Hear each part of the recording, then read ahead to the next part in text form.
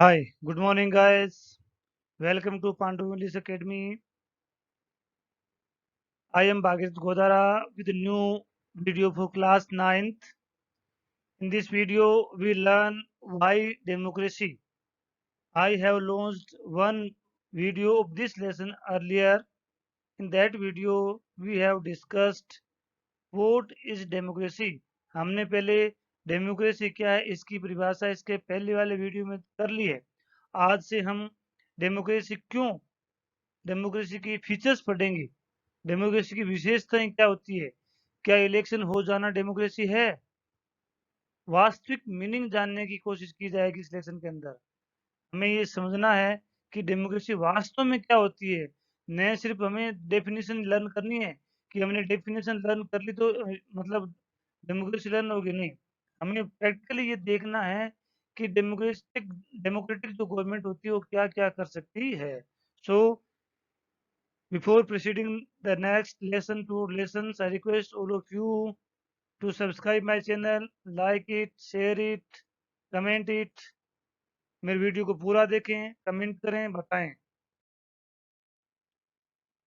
Yes, features of democracy. इससे पहले हमने डेमोक्रेसी की डेफिनेशन पढ़ ली है। ध्यान दें, जो इस वीडियो के लिए नए हैं, जो इस वीडियो को पहली बार देख रहे हैं, ऊपर आई बटन के अंदर इसके पहले वाले कोने में जो आई दिख रहा है फीचर्स वाला, उसके अंदर मैंने लिंक दे रखा है इसके पहले वाले वीडियो का। यहाँ से आप उसमें जा सकते हैं। अगर यहाँ नहीं मिलता है तो इसके डिस्क्रिप्शन में उसका लिंक मिल जाएगा, जहाँ से आप ही इसके पहले वाले वीडियो में को देखें। उसके देखे बिना ये वीडियो समझ में नहीं आएगा, क्योंकि हमने डेमोक्रेसी की डेफिनेशन सिर्फ उसी वीडियो में डिस्कस की है। आज हम इसकी फीचर्स डिस्कस करेंगे। तो शुरू करते हैं। We have started with the simple definition. इससे पहले एक सिंपल डेफिनेशन बता दी गई थी, democracy is the by the people for the people, है ना। इस तरह की डेफिनेशन इब्राहिम लिंकन की थी, वो बता दी गई थी। अब और ज़्यादा इसको सिंपलाइज किया जा रहा है। We have started with the simple definition that democracy is the form of government. एक सिंपल डेफिनेशन बताई गई है जिसमें ये है कि डेमोक्रेसी एक सरकार का रूप है, इन विच जिसमें ruler are elected by people, जिसमें जो भी शासक जो होता है वो जनता के द्वारा निर्वाचित होता है। दिस रेजेज मेनी क्वेश्चन है। और जब ये आता है कि रूलर जो होता है वो जनता के द्वारा चुना जाता है, तो बहुत सारे क्वेश्चन दिमाग में उठते हैं। जनता कैसे चुनती है, उसकी उम्र क्या होती है, उसके पास पावर कितने होते हैं, ये सब चीजें, बहुत सारे क्वेश्चन हमारे दिमाग में उठते हैं। वो कौन कौन से क्वेश्चन है? Who are the ruler in this definition. इस डेफिनेशन में रूलर कौन होगा? Which officials must be elected for any government to be called democracy. जो सरकार डेमोक्रेटिक कहलाती है उसके लिए कौन से अधिकारियों का चुनाव किया जाना होता है? Which decisions may be taken by non elected officials in democracy. Democracy के अंदर कौन कौन से अधिक निर्णय जो है वो बिना चुने हुए आदमी भी ले सकते हैं, है ना। जैसे कि कई कई देशों में, जैसे ये सीरिया का दिखाया गया है। सीरिया दिखावा तो ये करती है कि हमारे यहाँ डेमोक्रेसी है, लेकिन वो वास्तव में नहीं है। ये देखो यहाँ पे सिंबल दिया है, no entry before you fill that form before become a member in Al Baath party. Is it clear? अब मान लो कोई भी कार्य करने से पहले आपको एक फॉर्म भरना पड़ता है, उसमें ये बताना पड़ता है कि आप बाथ पार्टी को फॉलो करते हैं, है ना। तो क्या ये डेमोक्रेसी है? अगर है तो क्यों नहीं? क्यों नहीं है तो क्यों नहीं? क्योंकि डेमोक्रेसी के अंदर कभी भी दबाव नहीं दिया जा सकता। आज़ादी, फ्रीडम और इक्वलिटी दो सबसे इंपॉर्टेंट फीचर्स होते हैं डेमोक्रेसी की, लेकिन यहाँ इक्वलिटी है ही नहीं। नहीं, यहाँ फ्रीडम है। जो इक्वलिटी और फ्रीडम नहीं है तो डेमोक्रेसी नहीं कहला सकती। आगे हम पढ़ते हैं। What kind of elections constitute elections election constitute democratic elections. जो इलेक्शन कमेटी जो होती है कौन कौन से किस तरह की होती है? What conditions must be fulfilled for an election to be consider democratic. एक डेमोक्रेटिक चुनाव होने के लिए एक डेमोक्रेटिक चुनाव होने के लिए क्या क्या फीचर्स होने चाहिए, क्या क्या उसके कंडीशंस होने चाहिए, किस आधार पर हम कह सकते हैं कि ये जो चुनाव हुआ है वास्तव में डेमोक्रेटिक हुआ है।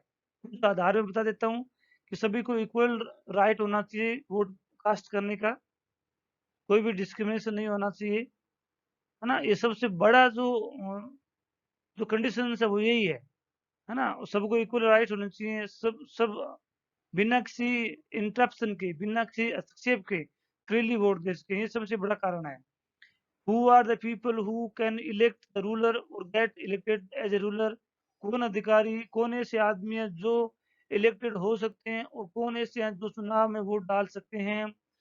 Should we include each citizens on equal basis? क्या हम सभी लोगों को इक्वल अधिकार दे सकते हैं वोट कास्ट करने का?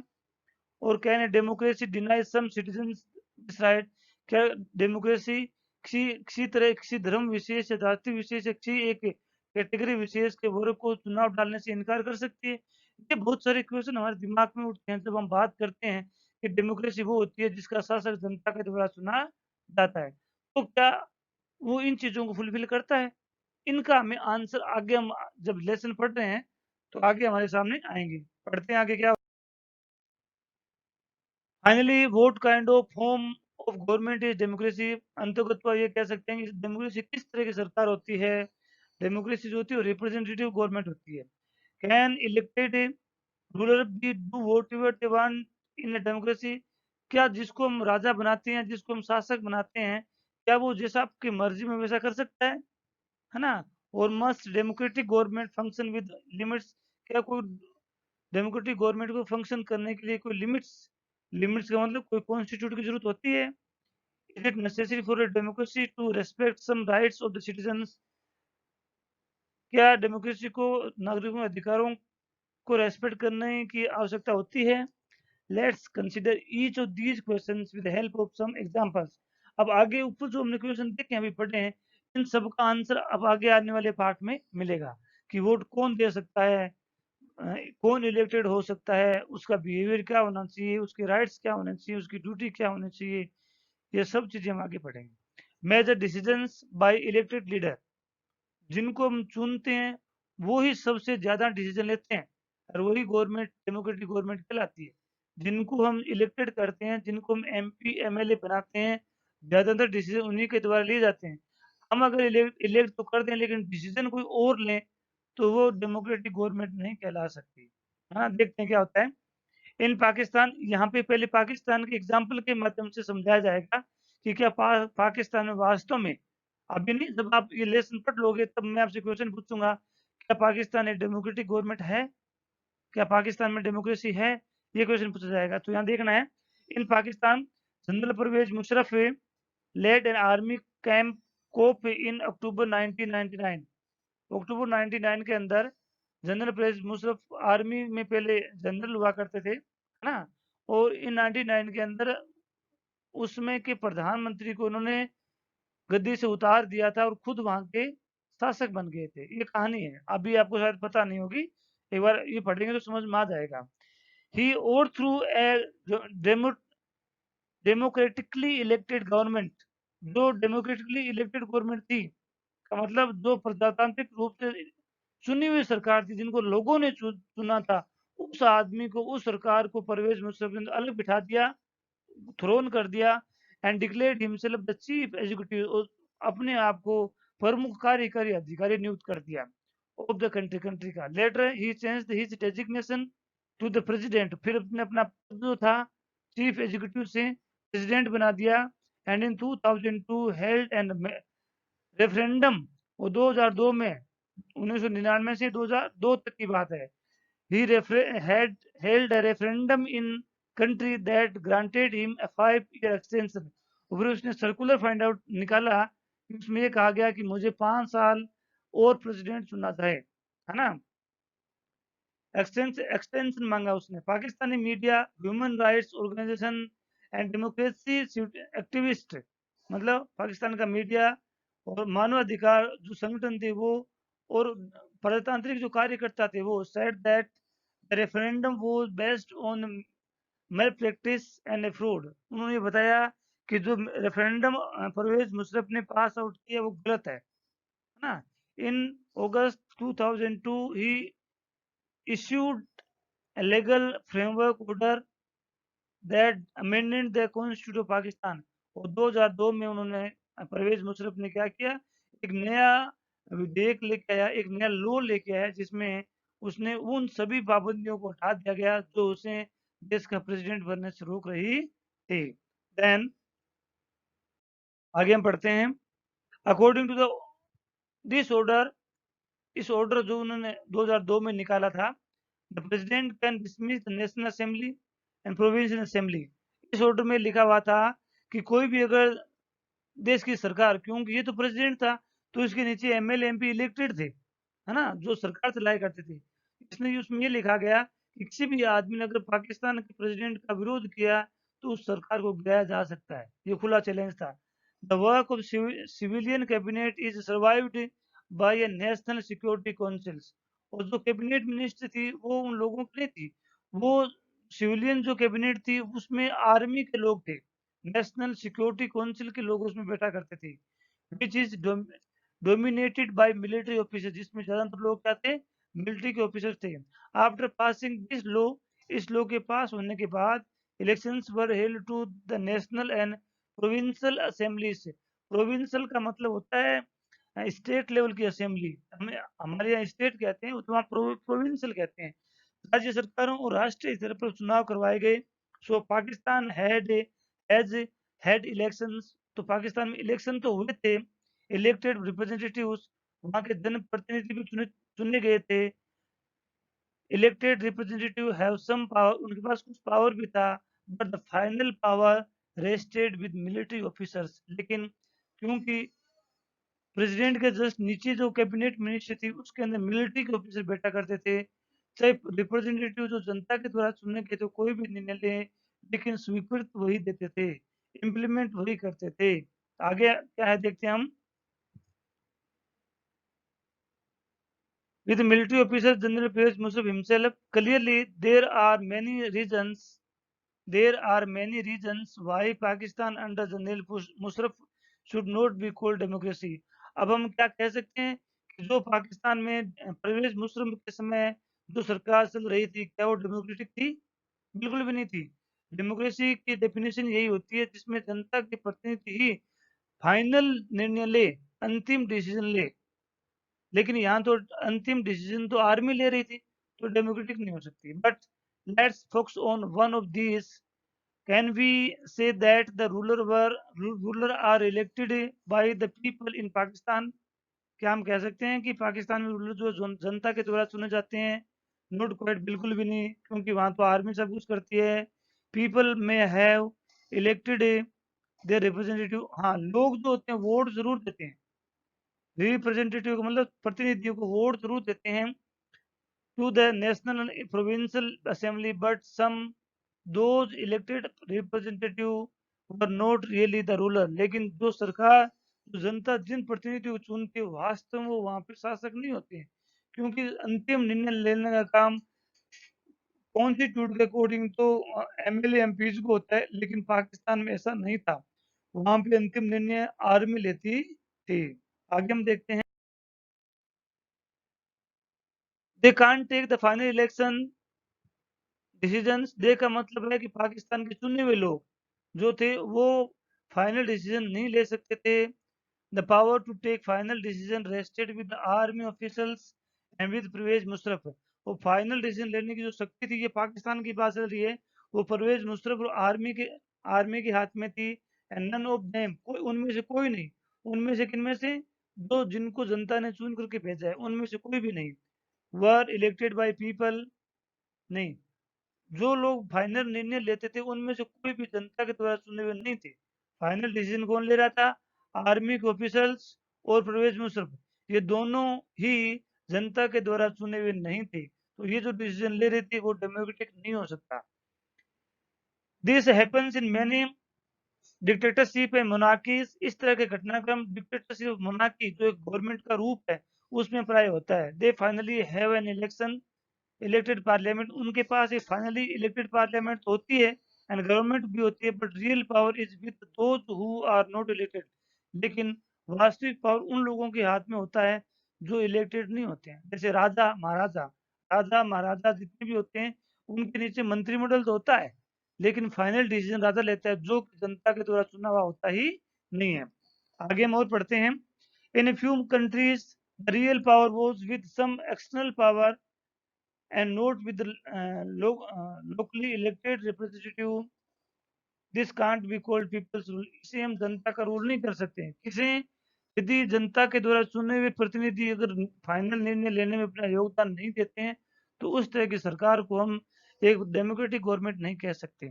आगे हम पढ़ते हैं। This give us the first features. इससे हमें पहला फीचर पता चला है। पावर जजमेंट किसके पास होना चाहिए? डिसीजन मेकिंग फाइनल किसका होना चाहिए? जिसको जनता ने चूज किया है। In a democracy the final decision making power must rested with those elected by people. तो डेमोक्रेसी के अंदर अंतिम निर्णय लेने का अधिकार जनता के द्वारा चुने हुए लोगों के हाथों में ही होना चाहिए। Free and fair electoral competition. अब डेमोक्रेसी के लिए दूसरा जो फीचर है वो है कि इलेक्शन जो फ्री होने चाहिए और विदाउट फियर होने चाहिए। इलेक्शंस के अंदर लोगों को वोट डालने के लिए किसी भी तरह की परेशानी का सामना नहीं करना पड़े और लोगों को अपनी मर्जी से वोट डालने की आज़ादी हो। ये ही इलेक्शन कंपटीशन है। आगे हम और पढ़ते हैं। In China elections are regularly held after every 5 years. China के अंदर हर 5 साल में चुनाव होते हैं। For electing the country's parliament called Quanguo Renmin Renmin Daibiao Dahui. ये एक चीनी लैंग्वेज में नाम है। इसका वास्तविक मतलब है नेशनल पीपल्स कांग्रेस। कि वहाँ चाइना के अंदर लोग जो हैं नेशनल पीपल्स कांग्रेस के लिए चुने तो जाते हैं लेकिन वह निर्णय नहीं लिया जाता उनके द्वारा। The national people's congress has the power to appoint president. जो लोग जनता के द्वारा चुने जाते हैं उनको एक प्रेसिडेंट चुनने का अधिकार है। of the country. It has nearly 3,000 members elected from all over the China. और चाइना में 3,000 एमपीज एमएलए होते हैं। आगे हम और पढ़ते हैं। क्या इसे हम इस कंडीशन को हम डेमोक्रेसी कह सकते हैं? नहीं कह सकते। ये पाकिस्तान का एग्जाम्पल है जहां पर जो चुनाव है वो अपने आप को डेमोक्रेटिक बताता है लेकिन डेमोक्रेसी के अंदर कभी भी फोर्स दबाव की राजनीति नहीं होती है। कभी किसी को दबाया नहीं जा सकता। आगे हम पढ़ते हैं। Some members are elected by the army before contesting elections. The candidate need approval of the Chinese Communist Party. अब चाइना की बात, पाकिस्तान की तो बात हो गई, अब चाइना की बात की जा रही है कि some members are elected by army। कि पाकिस्तान की जो पार्लियामेंट जो होती है उसमें कुछ आदमी आर्मी के द्वारा चुने होते हैं। बिफोर कंटेस्टिंग इलेक्शंस, इलेक्शंस के होने से पहले candidate needs approval of 20 approval of Chinese communist party before contesting election. मतलब चुनाव लड़ने से पहले जो भी कैंडिडेट होता है उससे ये सिद्ध करना पड़ता है कि मैं चाइनीज कम्युनिस्ट पार्टी का मेंबर हूँ। Only those who are member of the Chinese communist party और 8 similar parties allied parties to it were allowed to contest election held in 2002 or 3। ये बताया गया है कि जो आदमी चाइनीज कम्युनिस्ट पार्टी का मेंबर होता है या उसके 8 सहायक दल जो होते हैं उनका अगर मेंबर है उसी को चुनाव लड़ने का अधिकार है। The government is always formed by the community party. China के अंदर हमेशा कम्युनिटी पार्टी की सरकार बनती है।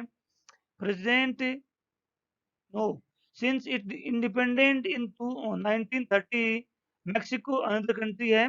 Mexico hold elections after every 6 years to elected his president। यहाँ ये बताया गया कि मैक्सिको में हर 5 साल में 6 साल में इलेक्शन होते हैं। वहाँ के प्रतिनिधि को इलेक्ट करने के लिए चुनने के लिए। The country has never been under the military और डिक्टेटर रूल। वहाँ कभी देश पर कभी भी आर्मी का और डिक्टेटर का शासन नहीं हुआ। But until 2000 every election was वोन बाय पार्टी कॉल्ड पीआरआई। 2000 तक सभी तरह के इलेक्शन पीआरआई जीता करती थी। इंस्टीट्यूट रिवोल्यूशनरी पार्टीज का नाम था। कैंडिडेट पार्ट अपोजिशन पार्टीज, विरोधी पार्टी जो होती है सामने वाले party. Opposition party did contest elections. Opposition party जो होती है वो कंटेस्ट करवाती है चुनाव को but never manage to win. Opposition party जो हर बार चुनाव तो लड़ती है लेकिन कभी जीत नहीं पाती है। The PRI was known to use many dirty tricks to his elections. PRI जो कि शासन के अंदर है वो चुनाव जीतने के बहुत सारे गलत तरीकों को अपनाती है।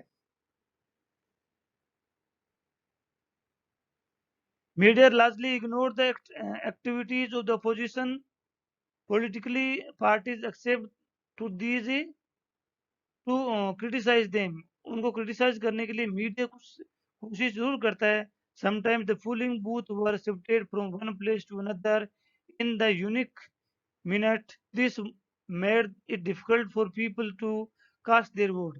इससे लोगों को अगर इस तरह डेमोक्रेसी होती है तो लोगों का वोट देने का मन ही नहीं करता है, क्योंकि जिनको लोग चूज करते हैं वो तो साइड में बैठे रहता है. अंतिम निर्णय तो कुछ और लोग ही लेते हैं, जबकि डेमोक्रेसी का मतलब ये नहीं होता है. आगे हम और पढ़ते हैं. All this is so remote for me.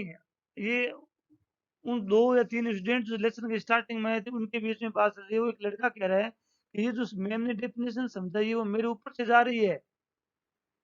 Is democracy all about rulers और गवर्नमेंट? क्या डेमोक्रेसी सिर्फ जनता और यहाँ के लोगों के बारे में ही है? Can we talk about democratic people? क्या हम डेमोक्रेटिक लोगों के बारे में बातचीत कर सकते हैं? और डेमोक्रेटिक फैमिली, क्या हम डेमोक्रेटिक फैमिली के बारे में बातचीतें कर सकते हैं? सो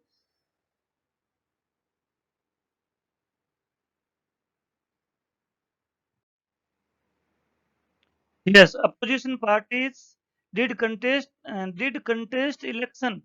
वहां की अपोजिशन पार्टी जो होती है वो चुनाव तो करती है, इलेक्शंस तो कंटेस्ट करवाती है, but never manage to win. लेकिन कभी जीत नहीं पाती. The PRI was known to use many dirty tricks to win elections. PRI जो वहाँ की पार्टी जो है वो बहुत सारे डर्टी ट्रिक्स के लिए जानी जाती है जिसके माध्यम से चुनाव जीतती है.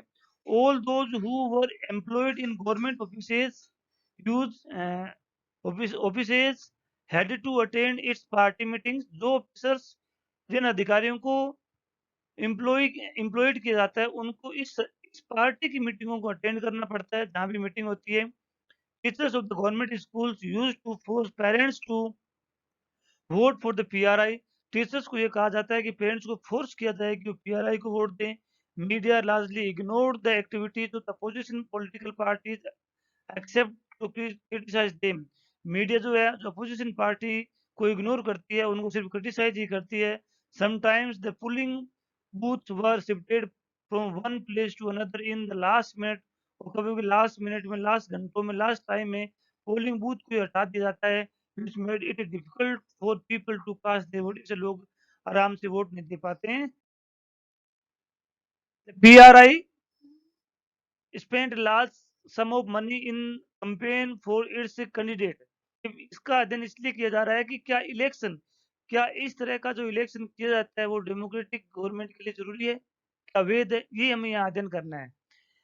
पीआरआई अपने कैंडिडेट को काफी सारे पैसे लगाती है, चुनाव में काफी पैसे खर्च करती है.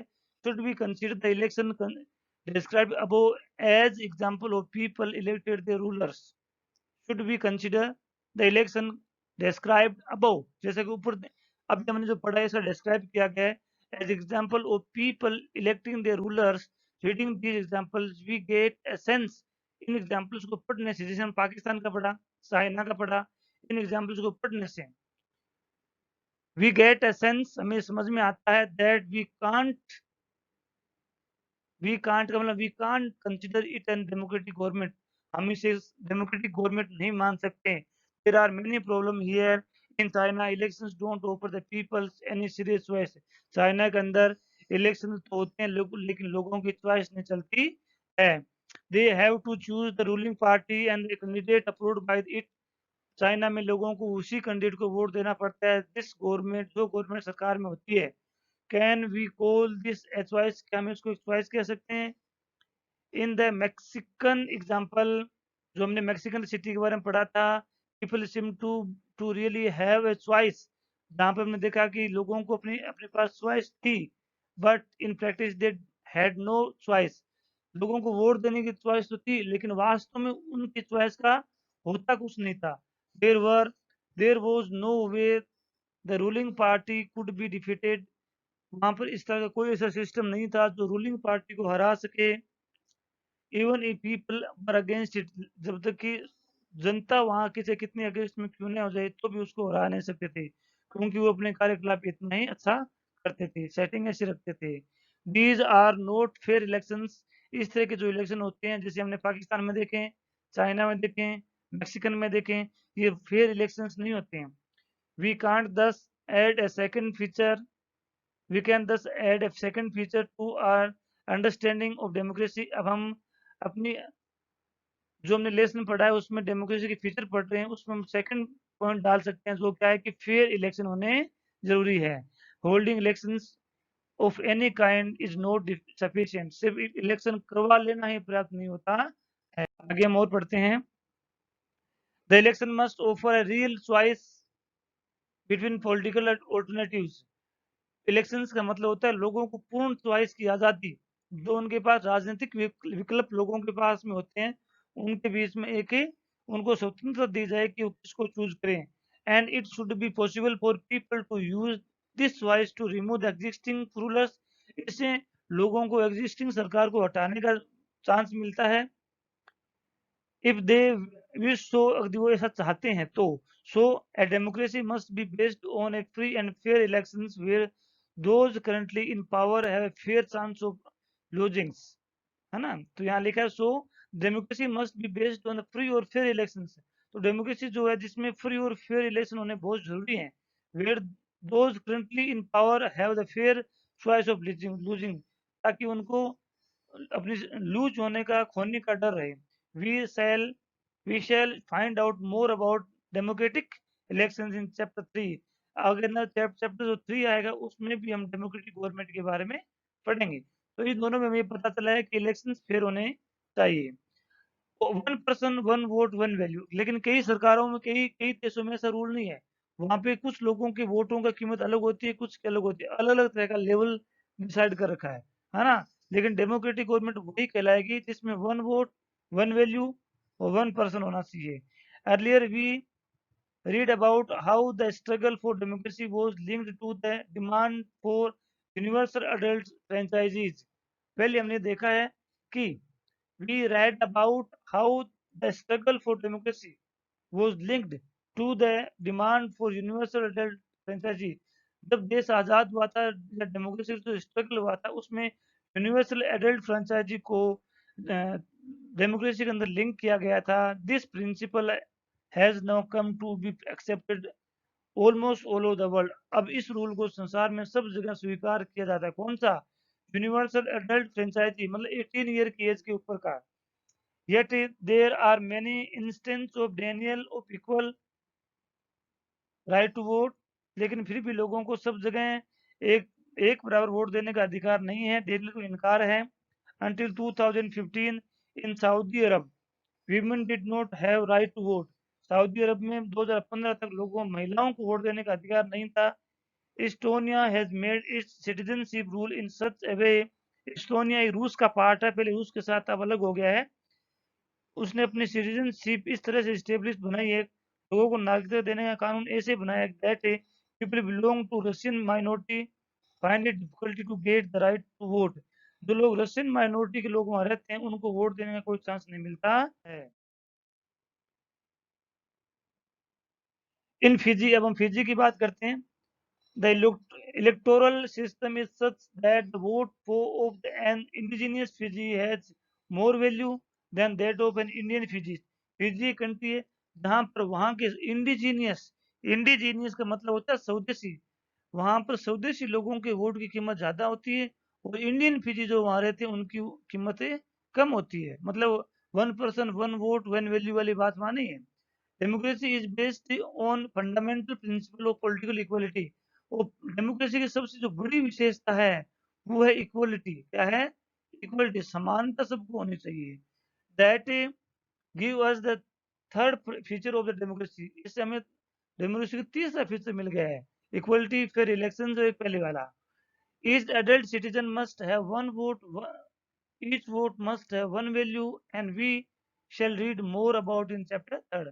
सभी लोगों को बराबर वोट देने का अधिकार हो, सभी वोटों की कीमत भी बराबर हो। Rule of law and respect for rights, है ना, कानून का शासन होना चाहिए। अब यहाँ जिम्बाब्वे की एग्जांपल दिया जा रहा है। Zimbabwe attend independence from white minority rule in 1980। Since then the country has been ruled by जानू पीएफ, वहां की पार्टी थी, the party that lead the freedom struggle. जिसने फ्रीडम स्ट्रगल किया था। It's leader Robert Mugabe rule the country since independence से लेकर के आज तक वहाँ रॉबर्ट मुगाबे ही शासन कर रहा है। इलेक्शंस वर हेल्ड रेगुलरली, वहाँ पे नियमित रूप से चुनाव तो होते हैं। ऑलवेज वोन बाय जानू पीएफ ही वहाँ पे भी है। President Mugabe was popular but also use unfair practice for election. Popular तो ये है, लेकिन चुनाव जीतने के लिए भी कुछ अनफेयर मीन्स का प्रयोग करता है। Over the years, his government changed the constitution several times. जैसे समय निकला तो वहाँ की सरकार ने वहाँ के कानून को काफी बार चेंज कर दिया। To increase the power of the president and make him less accountable. Accountable का मतलब responsible. इस तरह से कानूनों में परिवर्तन किया जिससे कि उस वहाँ के राजा को लोगों के प्रति अकाउंटेबल नहीं रखा जाए। अपोजिशन पार्टी वर्कर्स वर harassed, जो अपोजिशन पार्टी के जो वर्कर होते हैं उनको परेशान किया जाता है। देयर मीटिंग डिसरप्टेड की जाती है। Public protest and demonstration against the government, arrest those journalist who went against, जो भी सरकार के विरोध में चलता है उनको सरकार परेशान करने लग जाती है। गवर्नमेंट इग्नोर सम कोर्ट, जिम्बाब्वे की सरकार की बात की जा रही है कि जिम्बाब्वे की सरकार ने कई बार कोर्ट के डिसीजन को इग्नोर कर दिया। लिखा है गवर्नमेंट इग्नोर में इनकार करना। some court judgments that went against it and pressurized judgment, जो कि जजों को प्रेसाइज भी करते हैं। he was forced out of office in 2007-17, उस राजा को। the example of Zimbabwe shows that popular approval of the ruler is necessary in a democracy but it is not sufficient, लेकिन ये पर्याप्त नहीं है। popular government can be undemocratic, जो popular government होती है वो अनडेमोक्रेटिक भी हो सकती है। कोई जरूरी नहीं है कि जो आदमी पॉपुलर था वो प्रजातांत्रिक सरकार ही चलाई। Popular governments can be undemocratic, the popular leaders can be autocratic, स्वतंत्र जिसे कहते हैं, खुद ही राजा बन जाता है। If we wish to assess a democracy, it is important to look at the elections, but it is equally important to look before and after election. लेकिन चुनाव के पहले की क्या स्थिति रही है, चुनाव के बाद क्या स्थिति, इसको जानना भी बहुत ही जरूरी है। There should be sufficient room for normal political part activity, including political oppositions, in the period their elections. This requires that the state could respect some basic rights of citizen. तो इसके लिए जरूरी है कि हर देश के पास अपने कुछ बेसिक अधिकार होने चाहिए। They may be the free to think, लोगों को सोचने की आज़ादी होनी चाहिए। हैव द ओपिनियन, उनको अपने विचार एक्सप्रेस करने की आज़ादी होनी चाहिए। To express this in public, लोगों के बीच में जहाँ खड़े हैं वहीं उनको लोग बोल सकते हैं। They should be free from thinking to have opinion, to express this in public, to form associations, to protest and take other political actions। अगर ऐसा होता है तो सभी लोग इनके साथ में मिलकर के कार्य करते हैं गवर्नमेंट के। Every should be equal in everyone should be equal in the eyes of law, सभी लोग कानून के सामने इक्वल हैं। These rights must be prepared by independent judiciary whose orders are avoid by the everyone. इस तरह के जो नियम जो होते हैं वो जुडिशरी पे डिपेंड करते हैं, जो कि कलेक्टर को इश्यू करती है और इस तरह के किसी भी कार्य को रोकने का दावा करती है। Next, we shall read more about these rights in chapter 50. Similarly, there are some conditions that apply to the way a government is run after the elections. Democratic government can't do whatever he likes. ये भी question आया था ना कि जो राजा बनता है वो कुछ भी कर सकता है, तो कुछ भी नहीं कर सकता, बिना पार्लियामेंट के वो कुछ भी नहीं कर सकता।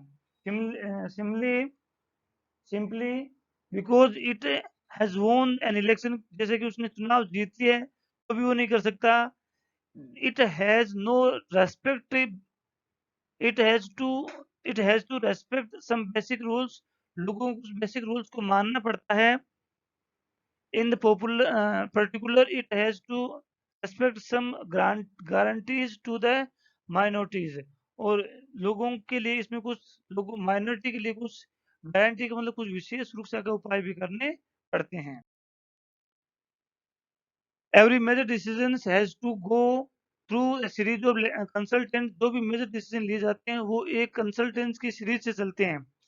Every office bearer has certain rights and responsibilities assigned by the constitution and law। हर सरकारी कर्मचारी को कुछ अधिकार दिए गए हैं जो कि वहाँ का संविधान देता है, the law। each of these is accountable का मतलब होता है जिम्मेदार होना।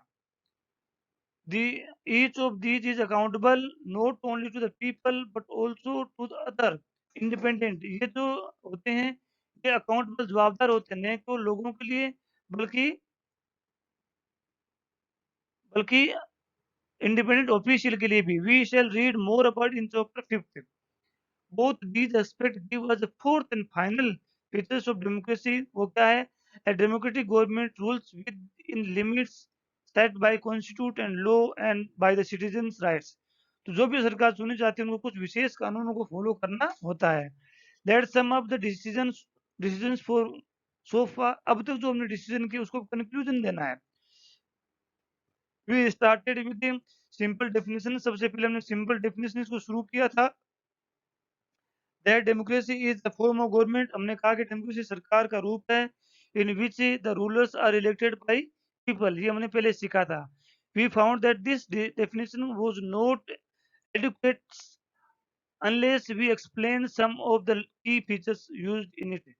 जब तक हम इसमें कुछ की फीचर्स जो यूज हैं उनको जब तक हम इम्प्लीमेंट नहीं कर देते हैं तब तक सिर्फ चुनाव होने मात्र को इलेक्शन चुनाव होने मात्र को डेमोक्रेसी नहीं कहते हैं। तो through a series of examples हमने काफी एग्जांपल पढ़े हैं। पाकिस्तान का पढ़ा, चाइना का पढ़ा, जिम्बाब्वे का पढ़ा, मेक्सिको का पढ़ा। Examples we worked out 4 features of democracy as form of government accordingly.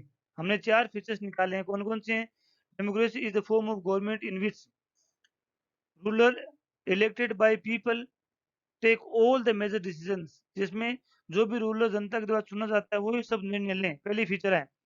Election से ऑफर चॉइस। इलेक्शन में लोगों को चॉइस मिले। ऑफर अपॉर्चुनिटी लोगों को समानता मिले, फिर अपॉर्चुनिटीज मिले to the people to change the current leaders. This choice and opportunities is available to all peoples on equal basis. ये अधिकार सब लोगों को मिले।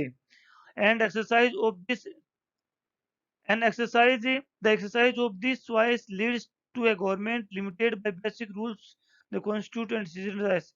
इससे लोगों को बेसिक रूल्स का पता चलता है, उनको मिलता है। तो चाइना के अंदर क्या था उसको हम पढ़ते हैं। Chinese government blocked free flow of information on the internet by placing restrictions on popular websites like Google and Yahoo. China के अंदर आज भी गूगल नहीं चलता है। चाइना अपने वहां का अपना एक अलग से ब्राउजर चलाता है। जैसे यूसी ब्राउजर आपने देखा वो चाइना का है। तो चाइना बहुत ज्यादा जो होती है सीमितता रखती है। Image of tanks an unarmed student remind the reader of another major event in the recent Chinese history। Find out the about the event। अभी हम देख सकते हैं चाइना के अंदर बहुत ज्यादा विरोध हो रहा है।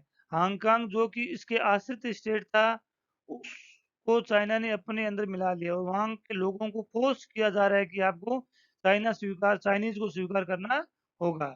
इन this way we complete the lessons. I think you have understood this part। I have explained this very much। If you have any problems, you can consult with me। You can message me in the YouTube channels। Thanks for watching। Have a nice day। Meet in the next meetings।